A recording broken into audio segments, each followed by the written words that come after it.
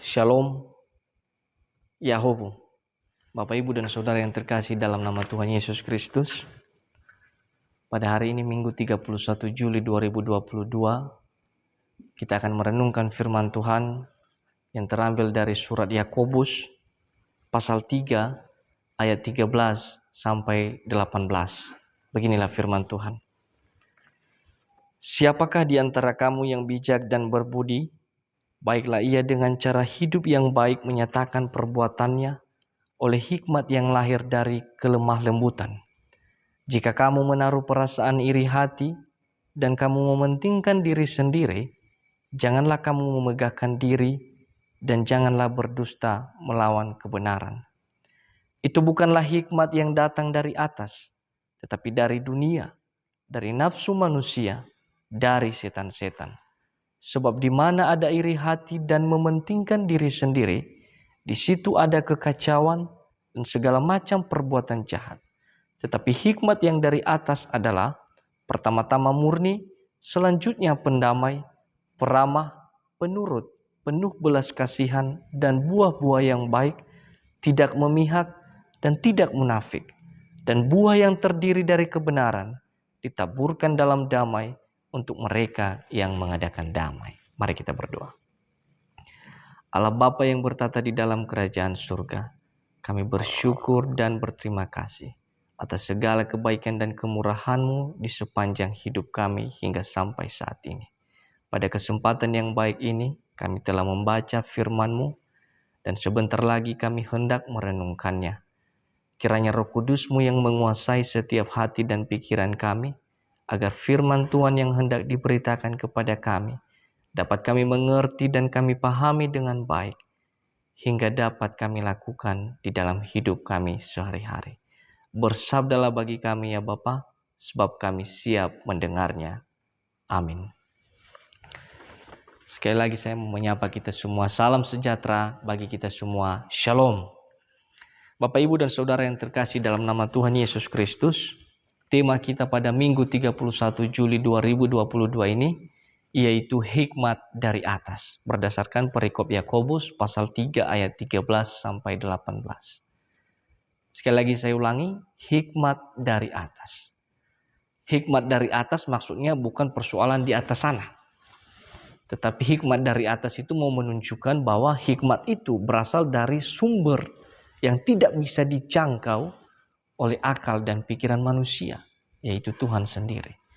Berbicara tentang hikmat, kita perlu mengetahui bahwa hikmat ini berasal dari bahasa Yunani yang katanya diterjemahkan dengan Sophia, hikmat, kebijaksanaan.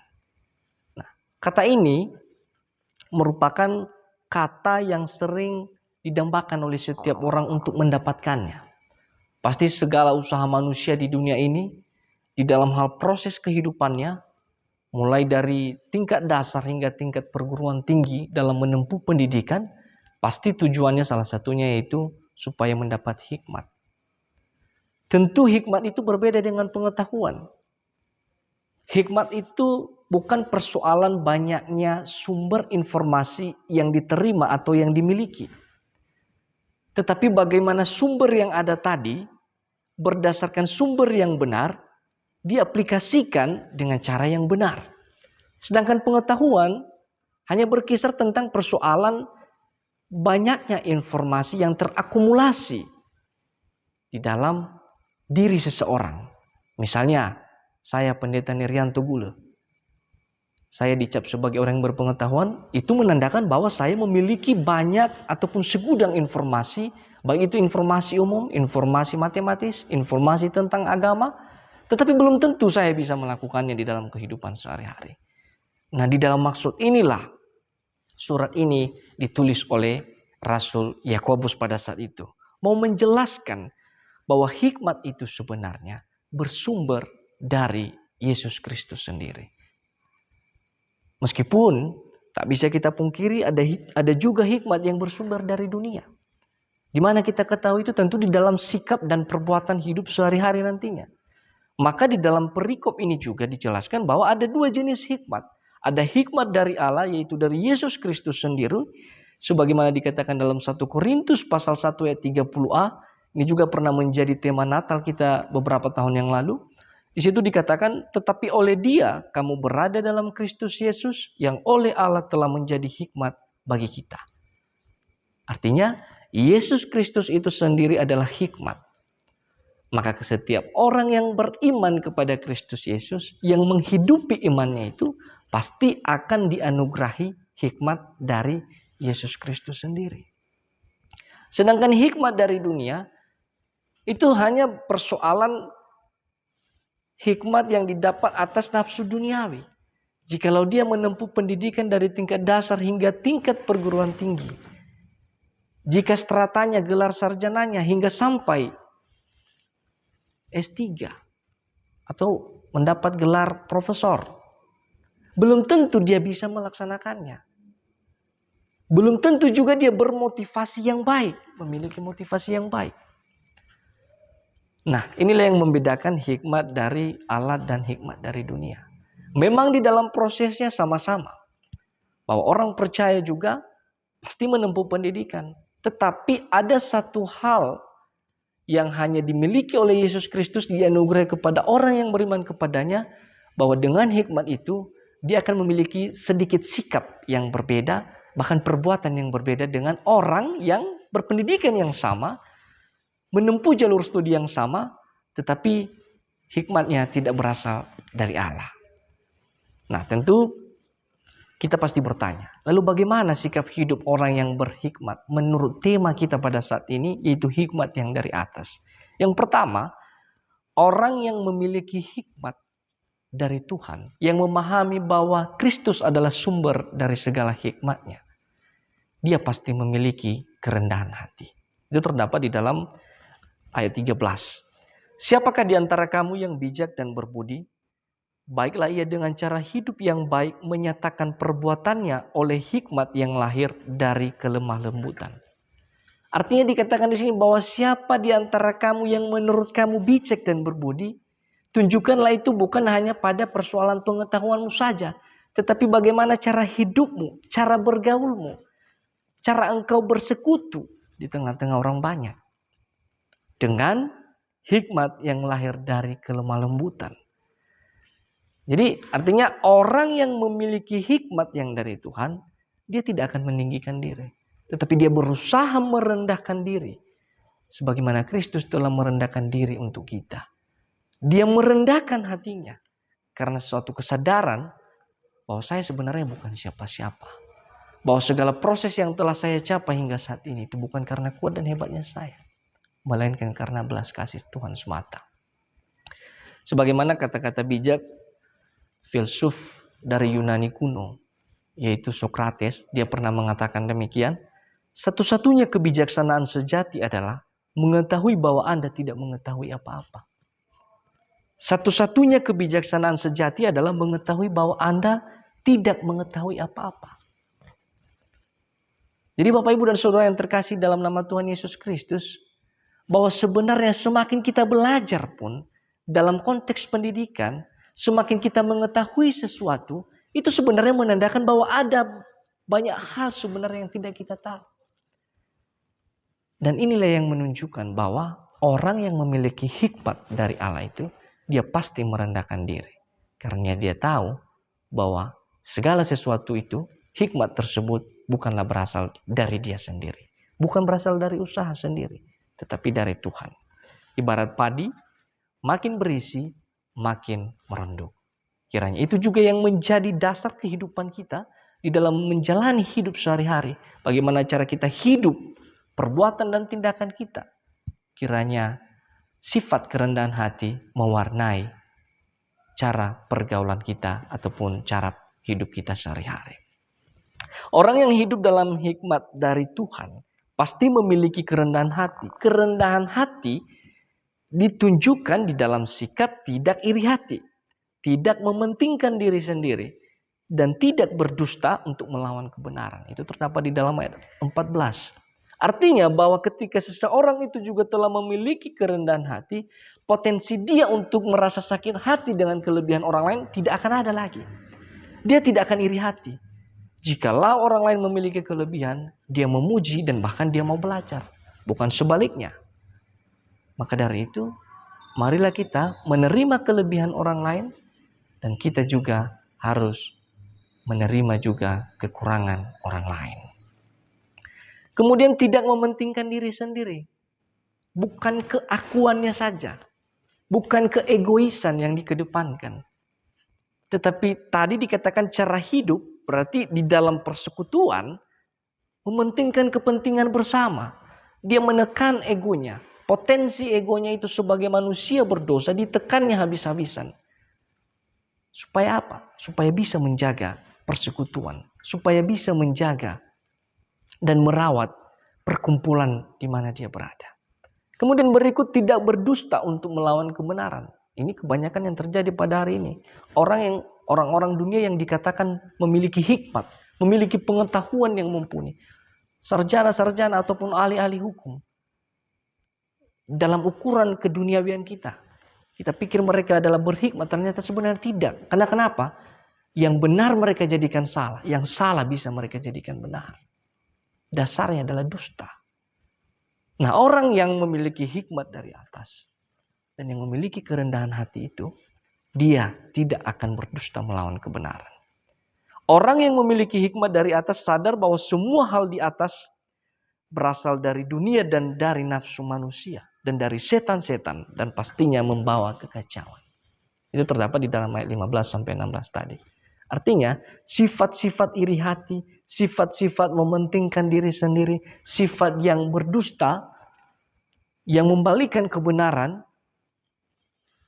dia bisa menjauhi itu karena sebuah kesadaran bahwa hikmat tersebut bukanlah dari Allah, tetapi dari keinginan duniawi, dari keinginan manusia yang penuh dengan dosa semata, dari keinginan setan-setan.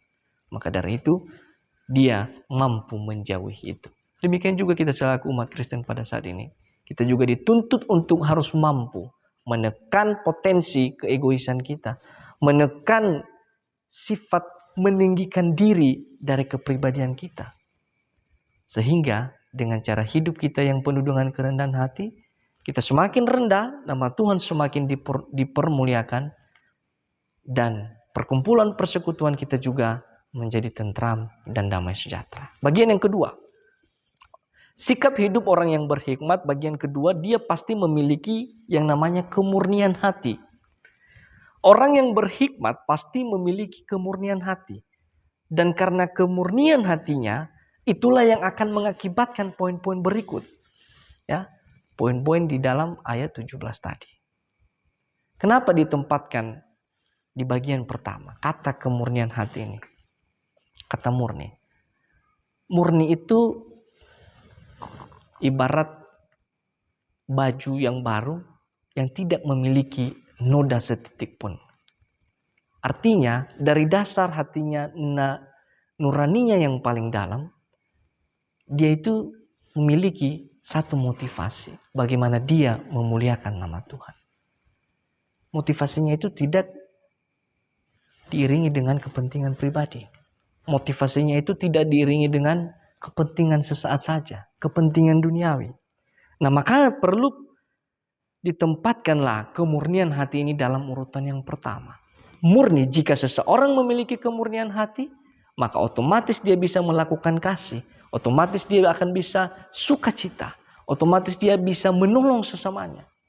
Jika seseorang mampu menolong sesama, mampu berbuat kasih tanpa kemurnian hati, itu sama saja sia-sia. Bahkan sering dikatakan tindakan munafik. Karena motifnya lain. Nah, dalam bagian kedua ini, dia katakan tadi bahwa sikap hidup orang yang berhikmat itu pasti memiliki kemurnian hati. Itu poin yang pertama. Kemudian poin berikutnya yaitu dia pasti memiliki sikap yang berpotensi ataupun yang akan mendamaikan kerusuhan. Jika itu kerusuhan, dia akan membawa damai. Ya.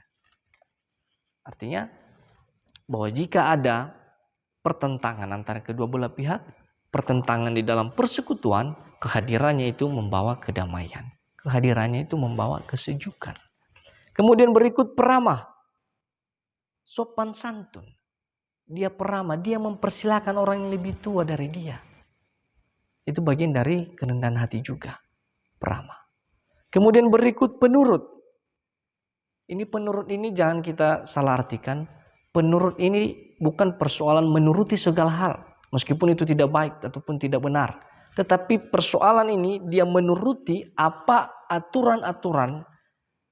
Jika itu di dalam sekolah ataupun di perkantoran, dia menuruti itu jika benar. Dia menuruti firman Tuhan dengan baik. Tetapi pasti mengatakan tidak dengan hal-hal yang duniawi. Hal-hal yang menimbulkan sakit hati Tuhan. Kemudian berikut, penuh belas kasihan dan buah-buah yang baik. Belas kasih, memiliki rasa iba, memiliki simpati dan empati kepada sesama. Jika sesama terkena musibah, terkena penyakit, meminta tolong kepadanya. Orang yang memiliki hikmat dari atas pasti akan berbelas kasih dengan sesamanya. Dan juga akan memiliki buah-buah yang baik. Saya tidak akan jelaskan panjang lebar tentang buah-buah yang baik. Saya kira kita semua sudah tahu tentang buah-buah roh. Dia menghidupi semua buah-buah kebaikan itu. Buah-buah roh tersebut di dalam kehidupannya. Kemudian berikut, tidak memihak ataupun berat sebelah. Tidak memihak artinya dia hanya memiliki keberpihakan satu hal, yaitu kebenaran. Jika itu benar menurut firman Tuhan, jika itu benar menurut hukum, maka dia akan berpihak. Lain cerita kalau sekarang ini, orang bisa berbalik dari kebenaran, berpihak dengan ketidakbenaran, mungkin karena hubungan famili, karena status, karena uang dan segala macamnya. Tetapi di sini dikatakan bahwa tidak memihak, tidak berat sebelah. Berikut, tidak munafik atau berpura-pura. Ini sebagaimana yang sudah sempat saya jelaskan tadi. Tidak munafik. Orang bisa saja melakukan kebaikan, senyum, menyapa kita ketika kita berpapasan. Tetapi belum tentu dalam hatinya itu yang diinginkannya, itu yang dirindukannya, itu yang dipikirkannya. Kadangkala lain yang di muka, lain yang di hati. Lain di bibir, lain di hati. Maka dari itu Bapak Ibu dan Saudara-saudari, kita dituntut untuk memiliki dua sikap ini. Yaitu kerendahan hati dan kemurnian hati. Sebagai bagian dari bahwa kita telah menerima hikmat di dalam iman kepada Yesus Kristus. Sebab sumber hikmat itu sendiri adalah bersumber dari Yesus Kristus dan makin tersempurnakan dia ketika kita menaati firman Tuhan dan takut akan Tuhan. Sebagaimana dikatakan dalam Amsal pasal 1 ayat 7, takut akan Tuhan adalah permulaan pengetahuan, tetapi orang bodoh menghina hikmat dan didikan. Terus kemudian yang menjadi aplikasi bagi kita, bahwa siapa yang merasa kurang berhikmat, silakan mintalah kepada Tuhan. Karena dia sumber, maka setiap kita yang merasa berkekurangan di dalam hikmat, mari kita meminta kepada Tuhan sang sumber dari hikmat itu sendiri. Sebagaimana dikatakan dalam Yakobus pasal 1 ayat 5, tetapi apabila di antara kamu ada yang kekurangan hikmat, hendaklah ia memintakannya kepada Allah yang memberikan kepada semua orang dengan murah hati dan dengan tidak membangkit-bangkit, maka hal itu akan diberikan kepadanya. Ketika saudara, ketika Bapak Ibu mengalami yang namanya kebuntuan hidup, kita merasa bahwa kita tidak memiliki pengetahuan, kita merasa kita tidak memiliki hikmat, maka mari kita meminta kepada Tuhan. Bukan persoalan tingginya jenjang pendidikan kita, tetapi persoalan bagaimana dekatnya kita dengan Tuhan sangat menentukan cara hidup kita, sangat menentukan bahwa kita itu berhikmat menurut ukuran Tuhan, bukanlah menurut ukuran manusia. Maka dari itu, saya mengajak Bapak Ibu dan Saudara-saudari yang terkasih dimanapun berada, setiap kita yang percaya kepada Yesus Kristus, hendaklah kita memiliki sikap rendah hati dan kemurnian hati di dalam cara hidup kita sehari-hari sebagai pertanda dan bukti bahwa kita adalah orang-orang yang berhikmat. Tuhan Yesus memberkati, mari kita berdoa. Kami bersyukur dan berterima kasih ya Tuhan atas firman Tuhan yang telah kami dengar dan renungkan barusan. Kami yakin dan percaya bahwa melalui kekuatan dan kuasa Roh Kudus-Mu, Itulah yang akan memampukan kami untuk mengingat firman Tuhan ini dan mengajarkan kami lebih mendalam lagi agar bisa kami aplikasikan di dalam kehidupan kami sehari-hari sebagai pertanda bahwa kami adalah orang-orang yang berhikmat menurut ukuran Tuhan, yang memiliki sikap kerendahan hati dan memiliki sikap kemurnian hati, sehingga di dalam cara hidup kami nama Tuhan semakin dipermuliakan. Dalam nama Tuhan kami Yesus Kristus kami berdoa dan mengucap syukur. Amin. Shalom. Hah?